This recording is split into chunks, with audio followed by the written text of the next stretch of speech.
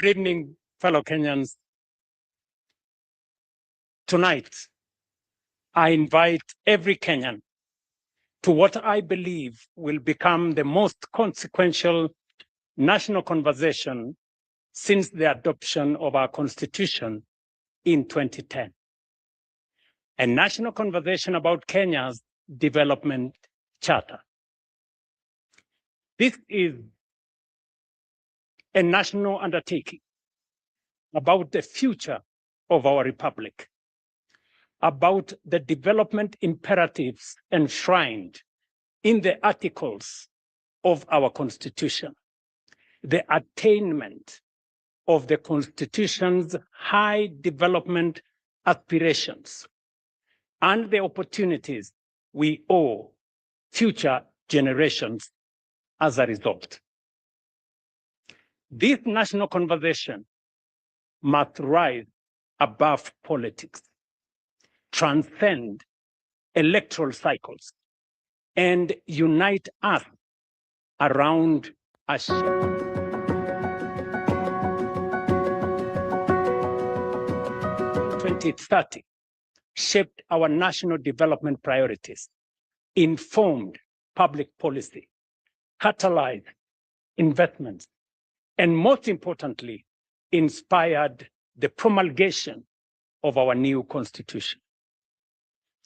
As Vision 2030 approaches its horizon, our responsibility is not simply to replace it with another government document or plan.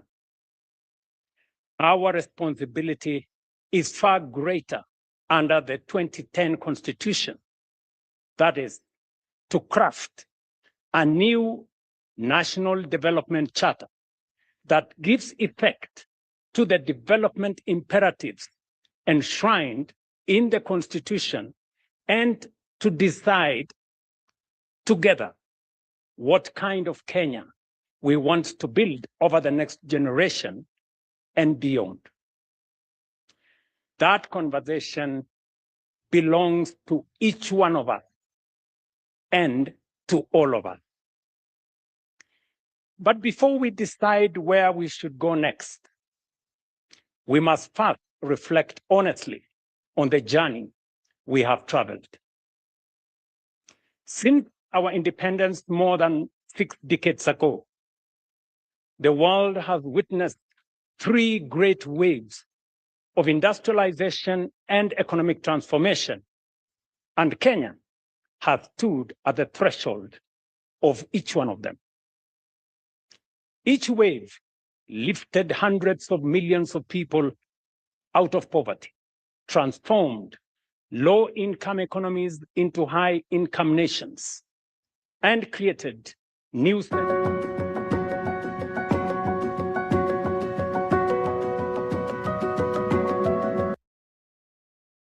bold economic reforms that lifted hundreds of millions of their citizens out of poverty and transformed their economies into globally competitive manufacturing and investment hubs.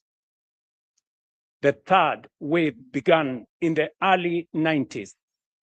Vietnam, India, Bangladesh, and Cape Verde embraced reforms, expanded exports, attracted investments, and fundamentally changed the trajectory of their economies within one generation.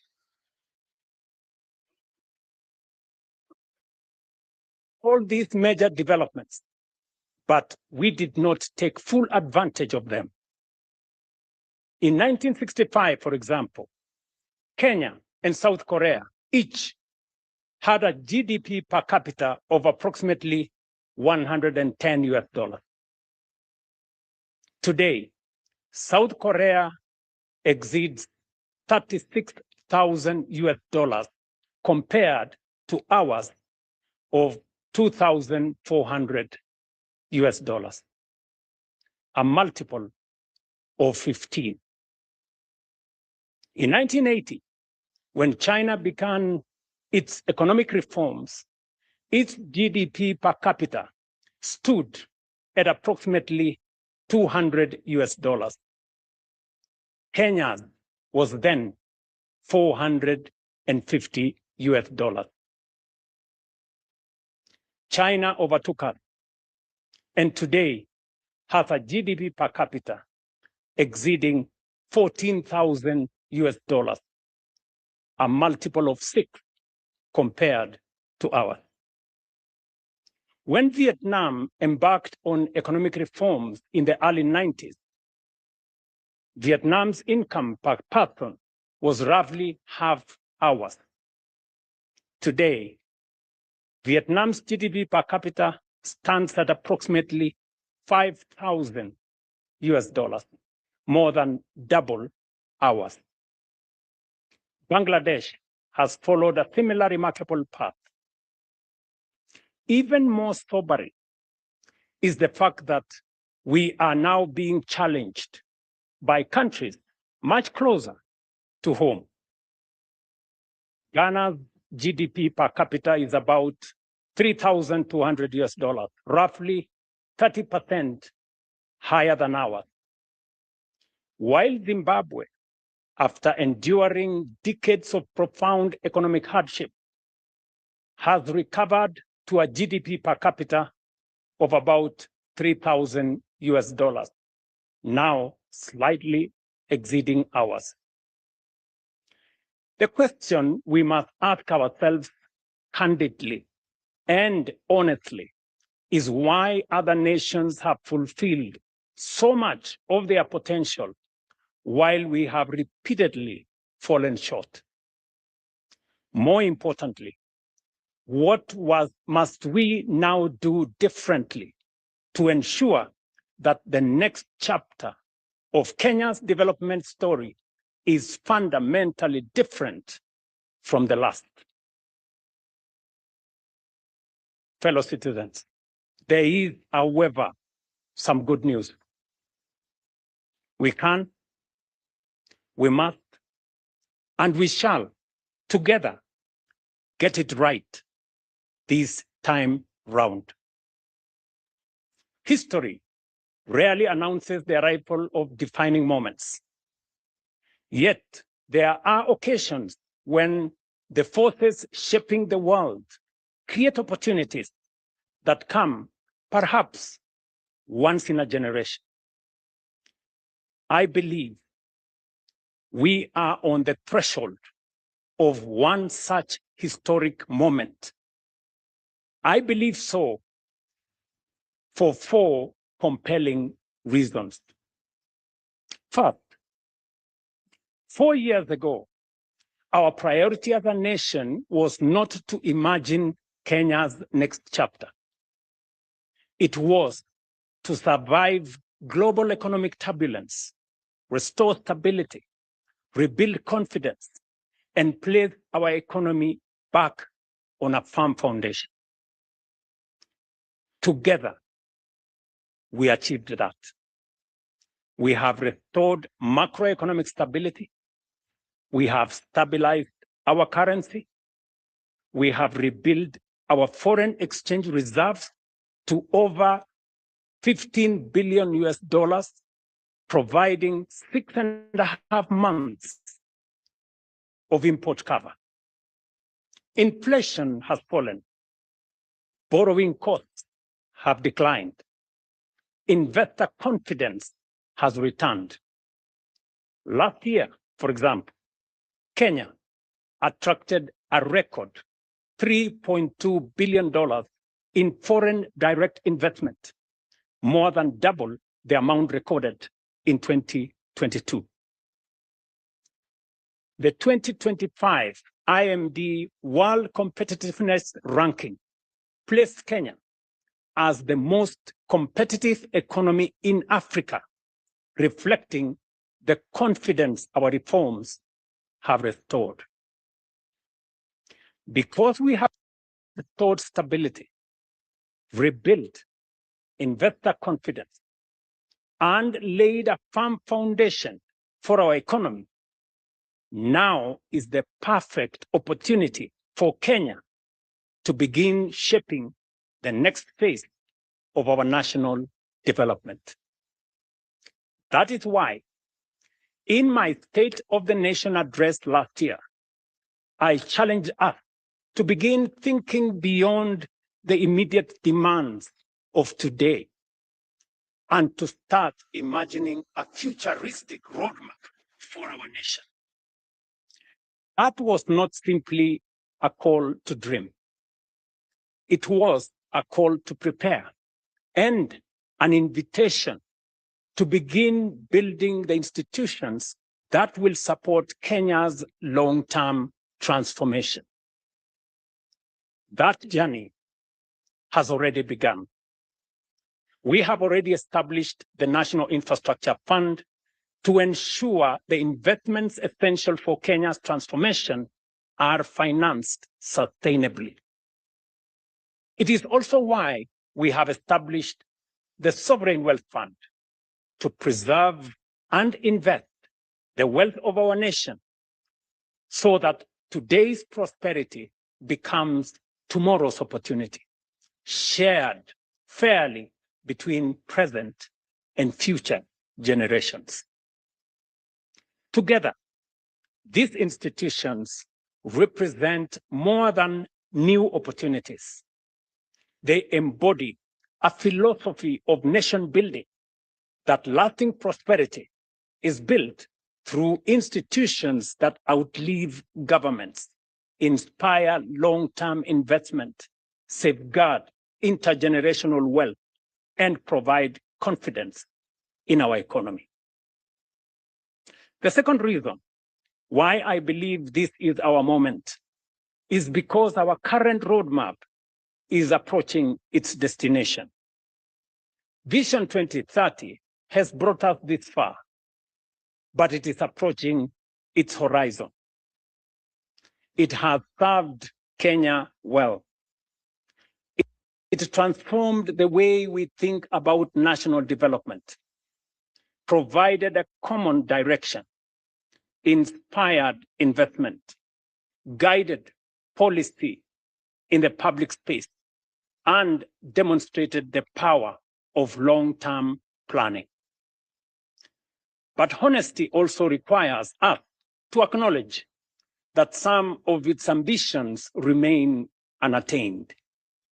In several respects, we are still falling short of even the very standards we set out for ourselves. Vision 2030 set a target of Kenya becoming an upper middle income country by 2030. So far, we are off target. This is not a criticism of Vision 2030, nor is it a reason for disappointment. Rather, it is an opportunity to proudly learn from our successes, reflect with honesty on where we have fallen short, and define together Kenya's next long-term vision. The third reason why this is our moment is that the next great wave of economic transformation will, I believe, be African. The world is entering what may become the greatest wave of global economic transformation in the past 6 decades. And for the first time in modern history, its center of gravity is steadily shifting towards Africa. Our continent is the home to the world's youngest and fastest growing population, vast reserves of strategic minerals, immense renewable energy potential, abundant arable land, and rapidly expanding consumer markets. 9 of the world's fastest growing economies are in Africa. And by 2050, 1 in every 4 people on Earth will be African. Increasingly, global investors, manufacturers, innovators, and policymakers are looking to Africa not merely as a continent of future promise, but as the next frontier of global growth and prosperity. While we may not take full advantage of the previous 3 great waves of global transformation, we have a historic moment and a once-in-a-lifetime opportunity, not just to be part of, but to lead the next transformation. We have positioned Kenya as one of the nations that will define Africa's economic rise. Fourth, and perhaps most profoundly, this conversation is potent because the time has come to fulfill not only the political and governance promise of our Constitution, but also its equally compelling promise of development, national transformation, and shared prosperity. Fellow citizens, the Constitution envisages both a democratic and a wealthy and prosperous nation. Democracy allows us to organize power, protect liberties, and govern ourselves. Through our democratic institutions, our laws and policy reforms, we have steadily transformed that constitutional principle into a proudly democratic national culture. The next chapter of our national transformation journey is to operationalize the Constitution's development charter. The Constitution establishes our national development mandate. It requires us to build a wealthy, economically developed, and prosperous nation, and defines what government must ultimately achieve. A nation that is just, inclusive, and sustainable. A nation where every Kenyan, regardless of circumstance or place of birth, has a genuine opportunity to thrive. Taken together, the provisions of our Constitution reveal something profound. They affirm that the purpose of state power is not simply to administer the affairs of state, but to expand opportunity, promote human dignity, create wealth, and improve the lives of citizens. Development, therefore, is not simply a policy preference of those who govern. It is a constitutional imperative for the governed. While the Constitution's preamble commits us to build a nation founded on human rights, equality, freedom, democracy, social justice, and the rule of law, Article 10 of our Constitution speaks to patriotism, integrity, accountability, and sustainable development as among our highest national values. Moreover, our Constitution in Article 43 guarantees every Kenyan the right to the highest attainable standard of health, accessible and adequate housing, and reasonable standards of sanitation, freedom from hunger, and adequate food of acceptable quality, clean and safe water in adequate quantities, social security, and education. Together, we must ask ourselves what these constitutional guarantees should mean in practice. What should an education system worthy of our constitutional promise look like? What should define accessible and adequate housing for every Kenyan? What kind of health system is required to secure the highest attainable standard of health as is provided for in the Constitution? How do we ensure that no Kenyan experiences the indignity of hunger and that every family has access to adequate food of acceptable quality? How do we guarantee universal access to clean and safe water, meaningful social protection, and the opportunity for every citizen to live a life of dignity? Above all, what measurable outcomes should demonstrate that we are truly giving practical effect to these economic and social rights as contained in our Constitution? Equally, we have not defined with sufficient clarity what patriotism, equality, social justice, and sustainable development should demand of us as government, as institutions, leaders, or citizens. Yet, these constitutional aspirations cannot fulfill themselves. We must, as a nation, collectively define the standards by which they should be measured and establish a common national development charter for their realization. Until we do so, our development and progress will remain subject to the ebb and flow of political expediency, changing priorities, competing interpretations, and fluid guesswork. A national development charter for the attainment of these noble constitutional imperatives cannot be designed by politicians alone, nor by any single institution, profession, or interest group.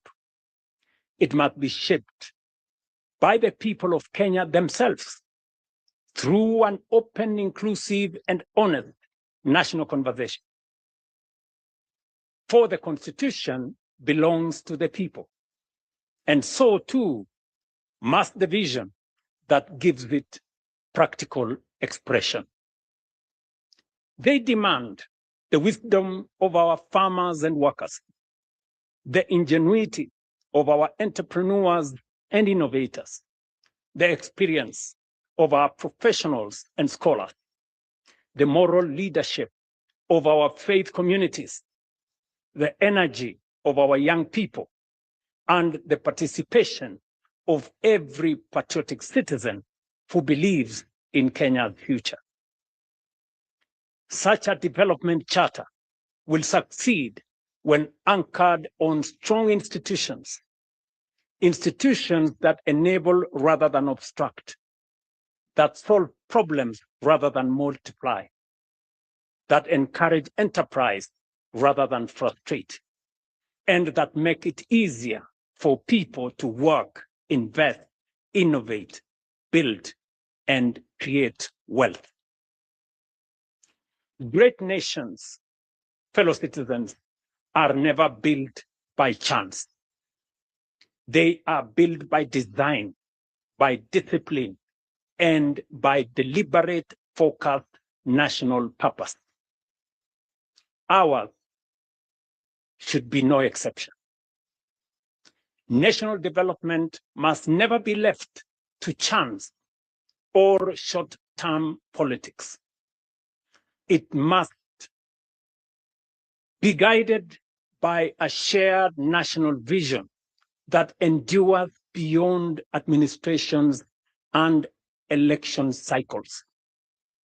A combination of the robust democratic society we have built and a well-crafted national development charter anchored on the economic and social rights enshrined in the Constitution is the potent ingredient necessary for the quantum leap that will make up for past missed opportunities and take us into the first world nation that we rightfully should be. Fellow citizens, Article 3 of our Constitution places a solemn obligation upon every Kenyan to respect, uphold, and defend the Constitution. Every Kenyan. That duty extends beyond merely safeguarding its provisions. It obligates each one of us to build a broad national consensus on the destiny of our republic.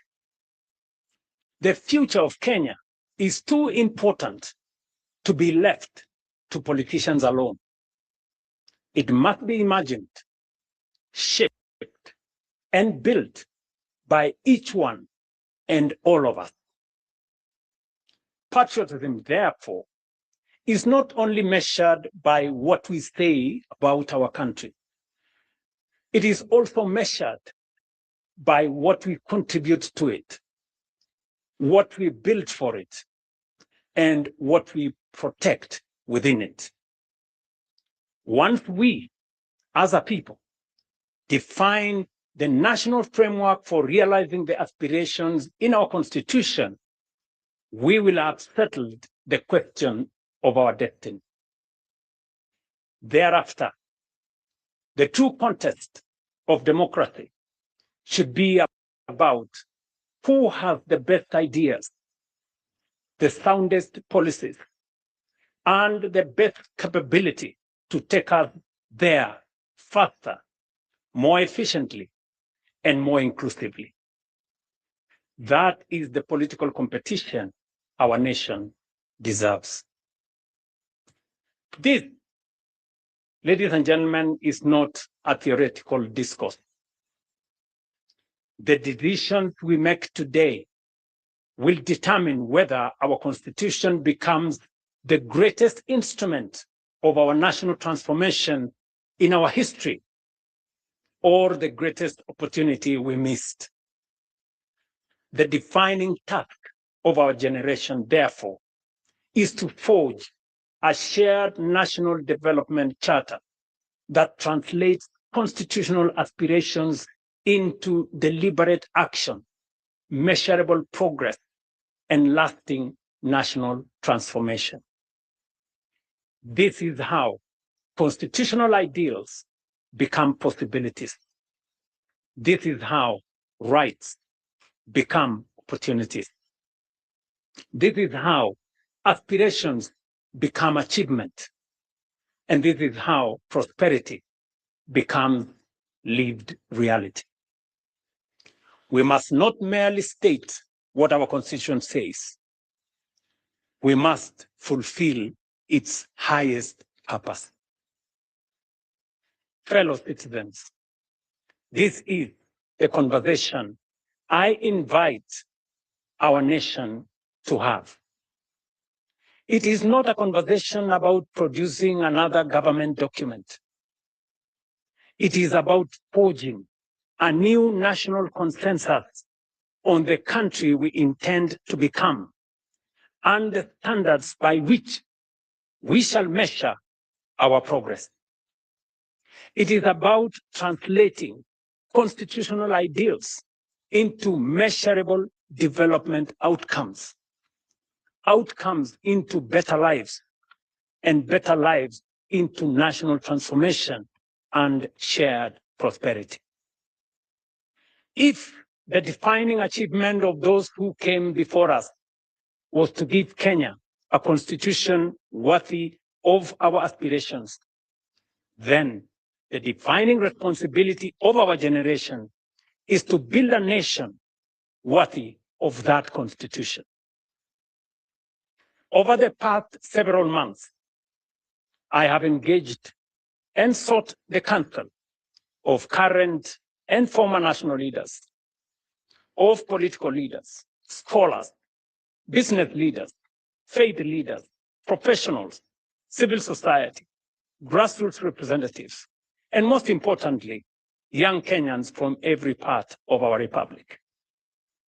Those interactions reinforced one conviction above all: a vision worthy of guiding Kenya for the next generation cannot be written by government.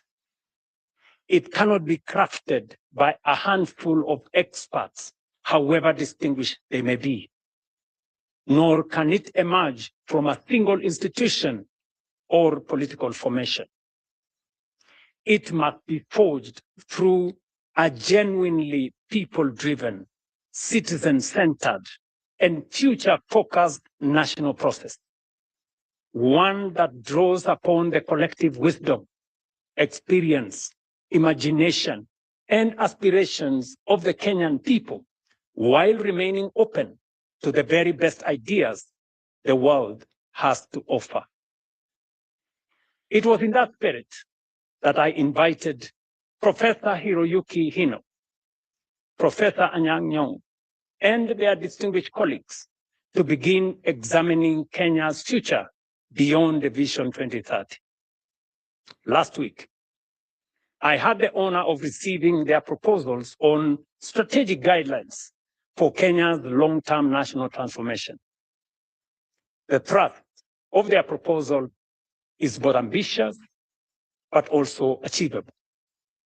That Kenya can become a prosperous, high-income, industrialized, and globally competitive nation within one generation, provided we remain united in purpose, disciplined in execution, and unwavering in our commitment to long-term national transformation. These proposals provide the foundation for a much broader national conversation, a conversation that now belongs not to government, not to the authors of that report, but to every Kenyan. Fellow citizens, somewhere in Kenya tonight is a child too young to understand this address. Some may never remember Vision 2030. Others may never remember even this conversation, but they will live in the Kenya we choose to build. That is why this landmark national conversation is a once-in-a-lifetime opportunity. It is about all of us and also the generations that will inherit the republic we will leave behind. Our Constitution places public participation at the very heart of governance. It is therefore not merely my desire, but my constitutional duty to ensure that the national vision, which succeeds Vision 2030, is shaped through an inclusive, transparent, people-driven, and genuinely national process. Accordingly, on Wednesday, the 12th of August, 2026, we shall formally launch a national conversation on Kenya's future beyond Vision 2030, the most consequential exercise in national reflection and public participation since the promulgation of our Constitution in 2010. We shall bring together every institution of our republic, every county and every generation, leaders from political parties, the private sector, workers' organizations, faith communities, universities, professional associations, innovators, civil society, our creative industry, and above all, our young people will be at the center. In 2010, we gave ourselves a constitution worthy of our dreams. The task of our generation is to build a nation worthy of that constitution. We have secured the foundations of our democracy. Let us now secure the foundations of our prosperity.